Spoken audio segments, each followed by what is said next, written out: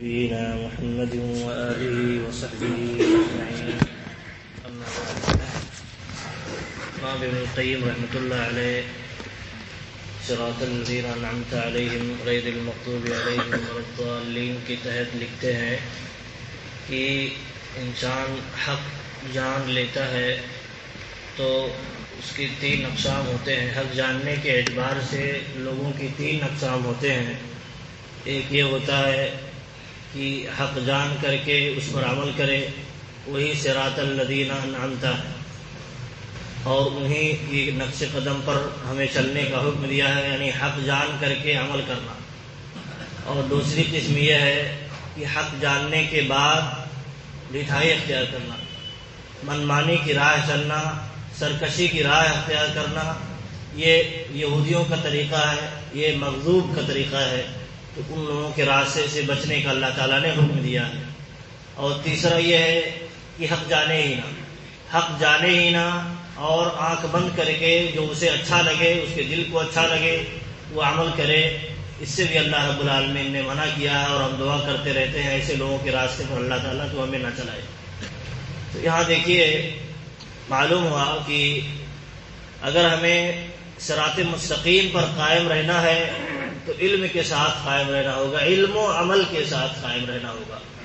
علم نہیں ہے، عبادت کریں گے، کوئی اور عقیدہ رکھیں گے، بغیر علم کے پھسل جائیں گے.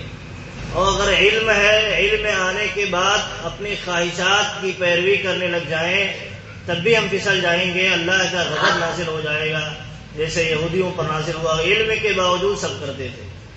اللہ کے نبی صلی اللہ علیہ وسلم کی بشارت ان کی کتابوں میں موجود تھی کہ ایک نبی آنے والا ہے جو آخری نبی ہوگا، اس کی صفات ایسے ہوں گے، وہ کہاں آئے گا، اس کی کچھ نشاندہی ان کی کتابوں میں موجود تھی. وہ الگ الگ علاقوں سے مدینہ آ کر کے بس گئے تھے، کیونکہ علامتیں جو بتائی گئی تھی کہ دو حرے کے بیچ میں وہ نبی آئے گا. دو حرے کے بیچ میں وہ کالی پہاڑی ہوتی ہے، نوکیلی پہاڑی ہوتی ہے، اس پر انسان نہیں چل سکتا ہے. دونوں طرف مدینہ کے دونوں طرف یہ حرے ہیں، دونوں پہاڑیاں ہیں. تو یہ آ کر کے وہاں بسے تھے، اس لیے کہ ہم لوگ ایمان لے آئیں گے. وہ نبی جب آئے گا تو ہم اس پر ایمان لے آئیں گے اور اس کے ساتھ مشرکین کے خلاف، نصارہ کے خلاف جنگ کریں گے. نیت تو بڑی اچھی تھی.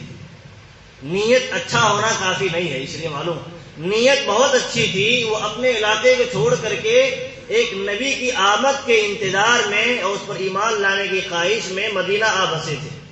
لیکن کیا ہوا، جب وہی نبی ان کے سامنے آ گئے، تشریف لے آئے، ہجرت کر کے مکہ سے مدینہ آ گئے، تو ان لوگوں کا رویہ دیکھیے.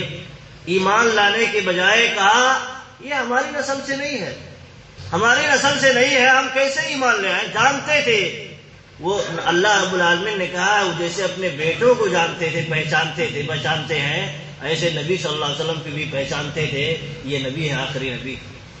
لیکن کیا ہے، ان کی دل کی جو مراد تھی وہ پوری نہیں ہوئی.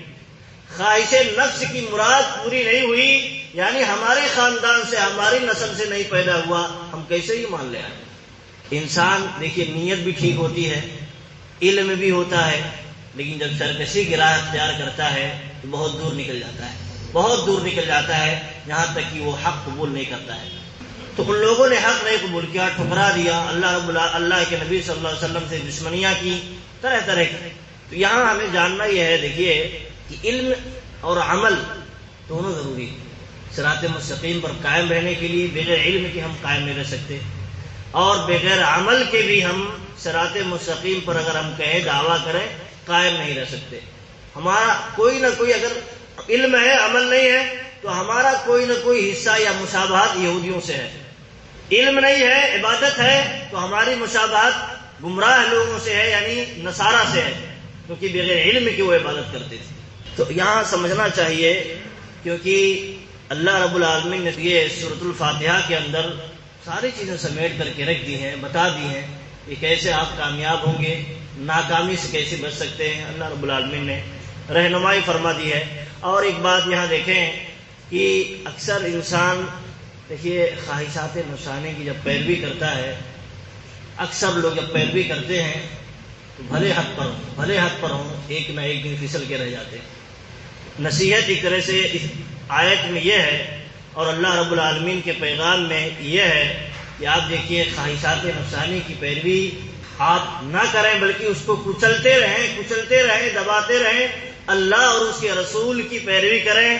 صراط الذین انعمت علیہم کا جو راستہ ہے، طریقہ ہے، ان کی پیروی کرتے رہیں، تبھی آپ کامیاب ہو سکتے ہیں۔ افسوس کی بات یہ ہے کہ ہم دیکھیے حق جانتے ہیں، علم ہے، سب کچھ بتایا جاتا ہے، اس کے باوجود بھی، جاننے کے باوجود بھی انسان خواہشات نفسانی کی پیروی اتنی کرتا ہے، اتنا غلام ہے اس کا خواہش کا کہ حق کو چھوڑ دیتا ہے، خواہش کی پیروی کرنے لگتا ہے۔ حتیٰ کہ آپ دیکھیں ہمارے علماء خطبہ دیتے ہیں، جمعہ کا خطبہ ہو یا اور کوئی خطبہ ہو، اس میں بھی علم لینے کے بجائے، ہدایت لینے کے بجائے یہ سوچتے ہیں ہمارے خواہش کے مطابق یہ بولے۔ بھائی آپ ہدایت نہیں پا سکتے ہیں اگر یہ آپ کی خواہش رہے گی، آپ اگر ہمیشہ اپنے خواہشات نفسانی کی پیروی کرتے رہیں گے، ہدایت نہیں پا سکتے ہیں، کہیں نہ کہیں آپ پھسل جائیں گے۔ آپ کو یہ ہونا چاہیے کہیں علم مل رہا ہے، کہیں دعوت دی جا رہی ہے دین حق کی طرف، ہمیں لینا چاہیے۔ کہیں کچھ غلط ہے تو آپ اچھے انداز میں نصیحت کر سکتے ہیں، لیکن آپ کی نیت یہ رہے، آپ کی نیت اگر یہ ہو ہمارے مطابق خطاب کرے، ہمارے مطابق گفتگو کرے، ہمارے مطابق امام صاحب نماز پڑھائیں، ورنہ ہم کسی اور مسجد میں نماز پڑھنے چلے جائیں گے، نعوذ باللہ۔ اس طرح کی بھی صورتحال دیکھنے میں آتی ہے۔ تو انسان دیکھیے جب خواہشات نفسانی کی پیروی کرتا ہے تو آپ دیکھیے بہت دور نکل جاتا ہے، آپ تصور میں بھی نہیں لا سکتے۔ آج رہے گا قائم، حق پر ہو سکتا ہے، لیکن ایک نہ ایک دن یہ خواہشات نفسانی کی پیروی آپ کو پھسلا کر کے ہی رہے گی۔ اسی لیے اللہ رب العالمین نے منع فرمایا ہے کہ آپ دیکھیے علم کی پیروی کیجیے، علم کی روشنی میں چلیے، علم کی روشنی میں چلیں گے تو یہ کچل جائے گا، آٹومیٹک کچل جائے گا۔ ایک طرف ہے حق پر چلنا، اچھا کام کرنا، اور یہ خواہشات نفسانی کی تمنا ہے حق کو نہ کرنا، حرام کرنا اور برائی کرنا۔ جب حق کی اتباع کریں گے علم کی روشنی میں یہ کچل جائے گا، لیکن جب آپ اس کی پیروی کرتے رہیں گے تو ایک نہ ایک دن آپ کو پھسلا کر کے رہے گا۔ اس لیے یہ سمجھنے کی ضرورت ہے اور ہر انسان کو غور کرنے کی ضرورت ہے، کیونکہ انسان کے ساتھ جو شیطان لگا ہوا ہے، شیطان نے کہا ہے میں اس کو گمراہ کرنے کے لیے آگے سے بھی آؤں گا، پیچھے سے بھی آؤں گا، دائیں سے بھی آؤں گا، بائیں سے بھی آؤں گا، اور وَلَا تَجِدُ أَكْثَرَهُمْ شَاكِرِينَ، اللہ ایسے چیلنج کرتا ہے، اے اللہ تو اکثر لوگوں کو شکر گزار نہیں پائے گا، کیوں؟ ہر راستے سے میں آ کر کے اسے گمراہ کرنے کی کوشش کروں گا۔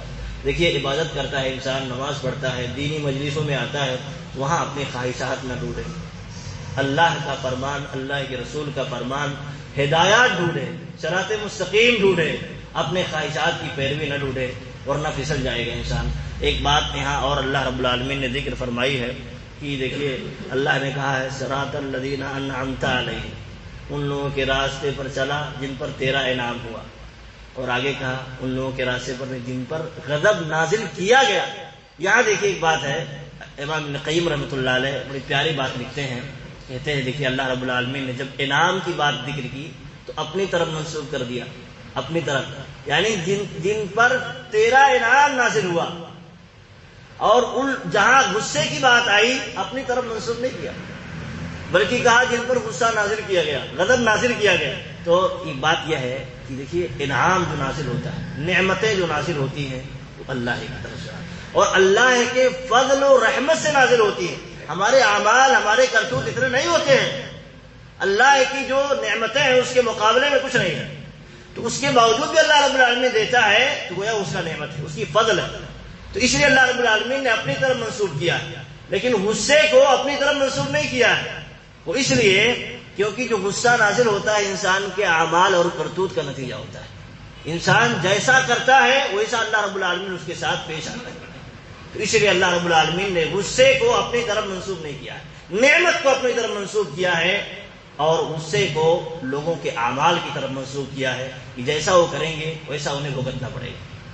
اور گمراہ لوگوں کا بھی جو ذکر کیا ہے تو وہ بھی خود کی ان کی کمزوری ہوتی ہے، وہ حق نہیں تلاش کرتے ہیں اور حق پر عمل کرنے کی کوشش نہیں کرتے ہیں تو وہ گمراہ ہے۔ تو یہ بہت ساری حکمتیں اللہ رب العالمین نے سورہ فاتحہ میں سمیٹ کر کے رکھ دی ہیں. ہمیں پڑھنا چاہیے، غور سے سوچنا چاہیے اور پر عمل کرنے کی کوشش کرنی چاہیے. اللہ رب العالمین سے دعا ہے میں اس کی توفیق دے. آمین. صلی اللہ علیہ نبینا محمد و آلہ وصحبہ.